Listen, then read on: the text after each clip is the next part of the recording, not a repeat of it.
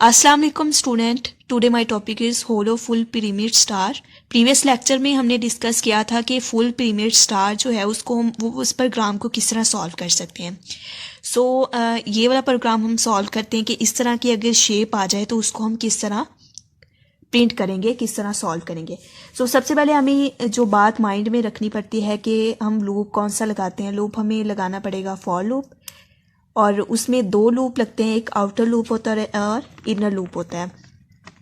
Outer loop जो होता है वो हम किस लिए लगाते हैं, वो रोज के लिए लगाते हैं जो आउट ऑफ द बॉडी होता है, और इनर लूप होता है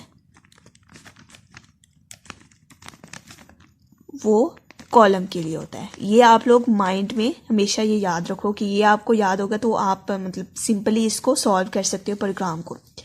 इस तरह का अगर प्रोग्राम करना हो तो आप लोग, ये उन्होंने कंडीशन नहीं रखी होती कि आप लोगों ने यूज़र से लेनी है या नहीं लेनी, तो आप कोशिश करो कि यूज़र से इनपुट लो। यूज़र से इनपुट लेके करेंगे तो ज़्यादा सिंपली सॉल्व हो जाएगा। सबसे पहले हम हेडर लगाते हैं, हैश इंक्लूड iostream.h। ठीक है, उसके बाद इंट मेन लगाया, और यहाँ पर हमारा प्रोग्राम यहाँ से स्टार्ट होता है। हमने क्या करना है कि सबसे पहले यूज़र से इनपुट लेने के लिए हमें कोई इंटीजर चाहिए, वेरिएबल। हम यहाँ पर इनिशियलाइज करवाएंगे इंट n। ठीक है, सी आउट में हमने इंटर किया इंटर ए नंबर ऑफ रोज,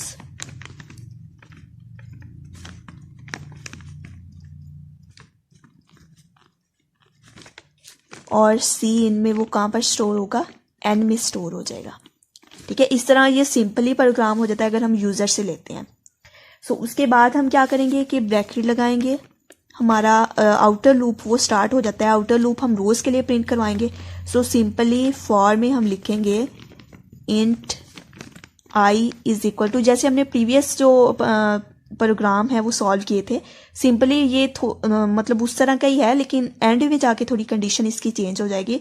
ये हम रोज के लिए लगा रहे हैं। रोज में हम आई लेते थे, ठीक है, आई के लिए हम रोज यूज कर रहे हैं, आई रोज के लिए यूज करें। हम इसको 1 के इक्वल रखेंगे। उसके बाद I less n is equal to n के, जितने वो नंबर इंटर करेगा वो उसके मतलब वहां तक जाएगा। ठीक है, उसके बाद आई प्लस प्लस होता जाएगा, मतलब इंक्रीमेंट ऑटोमेटिकली उसमें होता जाएगा। इसमें हमारे पास क्या प्रिंट हो जाएगा, ये हमने ब्रैकेट से, फिर उसके बाद आउटर लूप स्टार्ट हुआ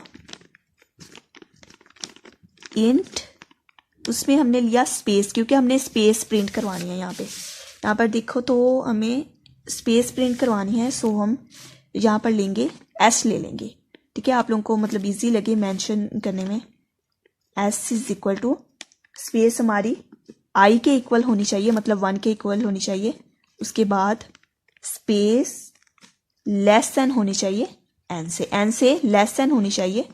उसके बाद स्पेस प्लस प्लस करें, और इसमें हम क्या प्रिंट करवा देंगे, सी आउट में स्पेस प्रिंट करवा देंगे। ये मतलब जिस तरह हम प्रीवियस प्रोग्राम करते थे, ये सिंपली वही वाला मेथड है।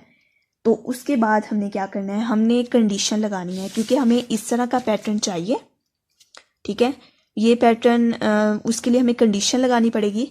उसके लिए हम वाइल लगाएंगे। वाइल में हम इनिशियलाइजेशन पहले करते हैं।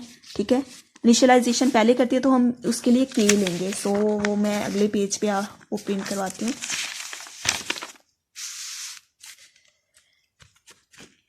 के इज इक्वल टू 0, ये हमें पहले इनिशियलाइज करना जरूरी होगा। ठीक है, int K is equal to, sorry initialization के लिए ये था।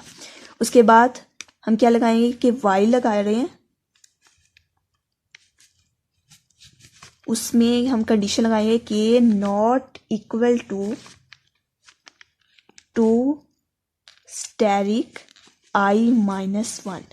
क्या मतलब हुआ कि हमारा जो के है वो नॉट इक्वल टू होना चाहिए, जो भी आई में वैल्यू आए वो 2 से पहले मल्टीप्लाई हो, फिर उसके बाद -1 हो, मतलब जो भी वो कंडीशन वो इंटर करता है।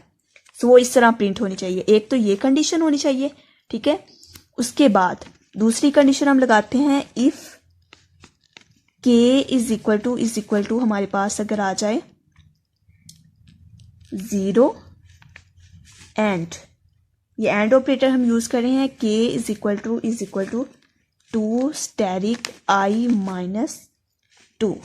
मतलब हमें इस तरह की अगर शेप क्रिएट करनी है तो हमें i भी उसमें माइनस करना पड़ेगा, ठीक है। i मतलब 1 के लिए भी एक लूप लगाएंगे और एक 2 के लिए लगाएंगे, ठीक है। मतलब जैसे हम यहाँ पर लगा रहे हैं एक, उसमें k में हम जो ये कंट्रोल ऑपरेटर के तौर पर हम यूज़ करते हैं ना k, ठीक है, उसमें हम क्या करेंगे 2 स्टैटिक i माइनस 1, एक दफ़ा 1 जो माइनस कर दें, एक दफ़ा 2 माइनस कर देंगे। अगर हमारे पास ये 0 भी आ जाए या ये वाली कंडीशन भी आ जाए कि अगर 1 वैल्यू आती है तो इसको 2 से मल्टीप्लाई करते हैं, कितना आ जाएगा 2 माइनस 2 मतलब 0 आ जाए, ठीक है। अगर ये 3 एंटर करता है, 3 2 कितने बनते हैं 6 बनते हैं, ठीक है। 6 माइनस 2 कितने हो जाएंगे 4।